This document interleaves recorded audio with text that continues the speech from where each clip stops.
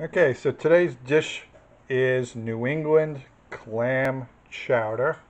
Um, this is going to be made with oyster mushrooms, potatoes, some carrots, some onions, and a cashew cream. You'll be able to see all of how this is created uh, just by following the video. In the description will be the directions on how to make this. So if you have any questions, you can leave a comment. If you have any suggestions, leave a comment. And also, when you see the pretty lady's picture, hit subscribe and hit the little bell for the notifications and let us know what you think. So enjoy. Well, welcome to the star of our New England clam chowder. In this bowl right here, we have a pound of oyster mushrooms. Um, and we like to use oyster mushrooms. They don't taste like oysters, but they kind of look like oysters. And so for a New England, in quotation marks, clam chowder, this is great. And if you're not familiar with New England clam chowder, it is a cream-based chowder. Manhattan clam chowder would be a tomato-based clam chowder. And these are considered gray oyster mushrooms. If you're lucky enough to find the pink variety actually has a bit of fish flavor to them. So it enhances it quite nicely.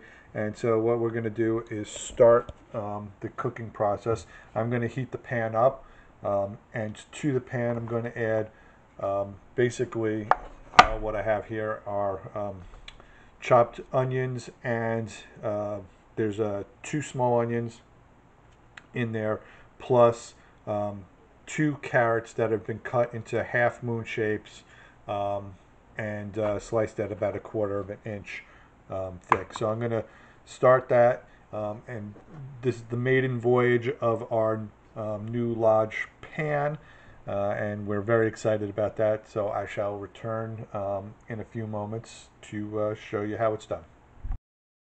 Okay, so to the heated pan, I'm going to add the onions and carrots. You can see there's a nice little sizzle going on here. And we're just going to let those saute for a moment.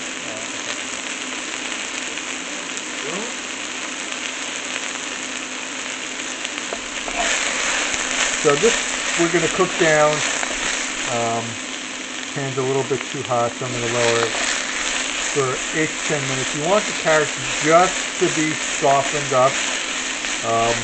You don't want them to be completely pulverized mush, at least not yet. So while this cooks down, I will come back with the next step. Okay, so now that the onions have started to cook down and the carrots have started to soften, I'm going to add 4 celery stalks that have been sliced into half moons, and 1 pound of oyster mushrooms that have been cleaned. And these will cook down quite a bit. And these should be, cooked for probably 3 or 4 minutes to slowly soften up. You want them to keep some of their texture, but again, it's going to simmer for a while as well. So,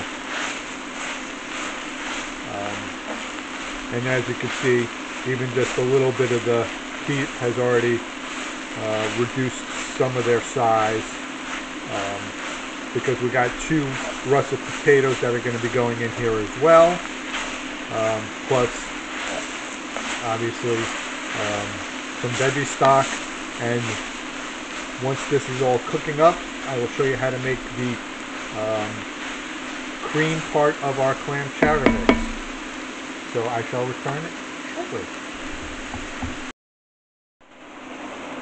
As you can see, the mushrooms have cooked down rather significantly, and now it's time to add the potatoes into the mix.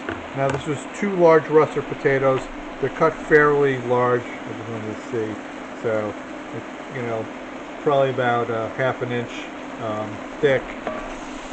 And you're going to just mix those in as well. I'm going to add a little bit of salt,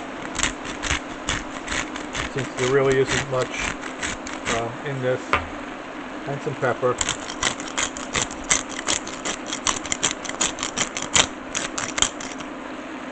That might be a little bit more pepper than I'm used to adding, but I know my wife will appreciate that. So, and now to this we're going to add 3 cups of veggie stock, which I have right here.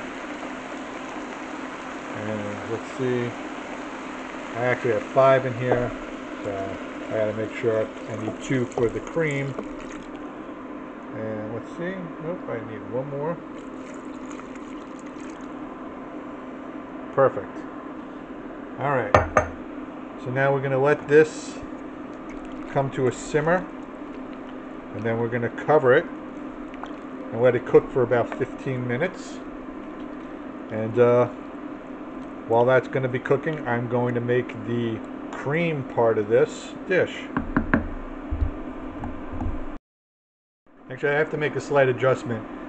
You want to bring this up to a boil first, and basically cover it, which I'm going to do now, and then bring it down to a simmer. So I'm going to just raise the temperature just a little bit. We're going to cover it, and then for the next 15 minutes, let it cook. Okay, so into my blender, I'm going to be putting in 1 cup of soaked cashews. Now, the cashews have been soaked for 2 hours. If you're pressed for time, you can boil some water and pour that over the cashews and soak them for 15-20 minutes. And if you have a good enough blender, you might not even have to soak them. So we're going to add those to our blender. And I'm going to add the remaining 2 cups of veggie stock. And to that comes the secret power, and what binds this all together: 4 teaspoons of arrowroot starch. Now, you could use cornstarch as well, but there are a lot of people out there with corn sensitivities. I don't know of any that have arrowroot sensitivities, but if you're out there, then use tapioca starch or cornstarch. You can, kind of substitute those freely. So that's going to go in. I'm going to blend this up for 15 and for about 5 minutes. That's all it'll take in this blender, and I'll be back.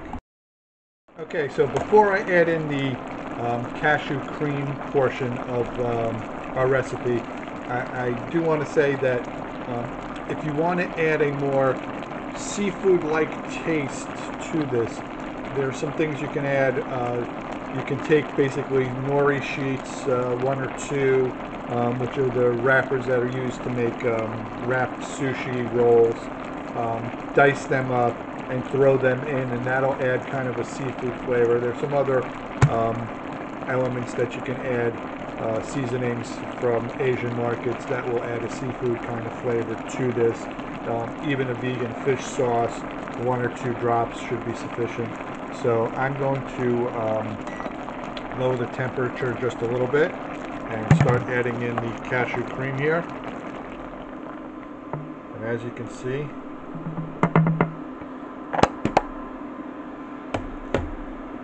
it's decidedly creamy now, and we're going to let this cook to thicken.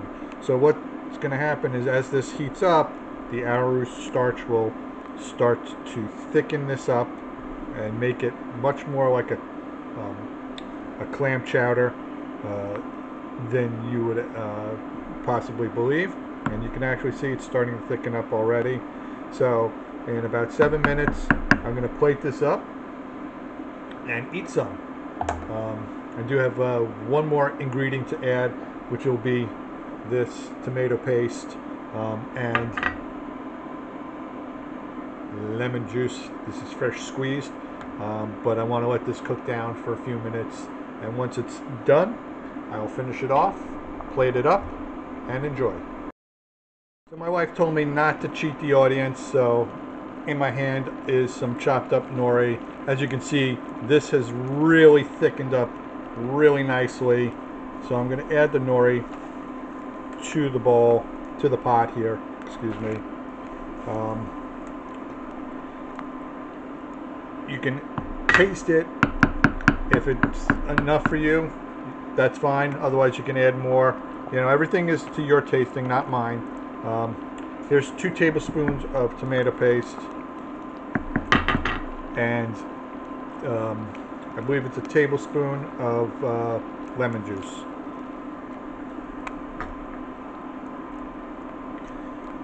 And just kind of incorporate that in.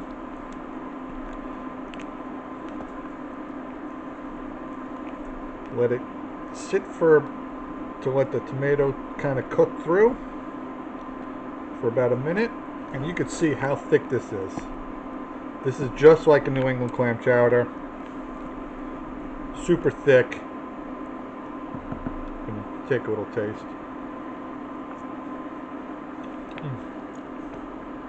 Really good. And I'll be back in a moment. Okay, so here is the finished product. As you can see, I got my spoon ready, and it's good to go. Didn't really take too long. It takes about probably half an hour to 40 minutes, start to finish. All depends on how quickly you can chop potatoes, celery, some carrots, and some onions. The cooking part is very, very, very quick. So I'm going to taste this, and you guys let me know what you think. Okay, so you've seen the finished product. Now I get to taste the finished product. It's really piping hot. That is delicious.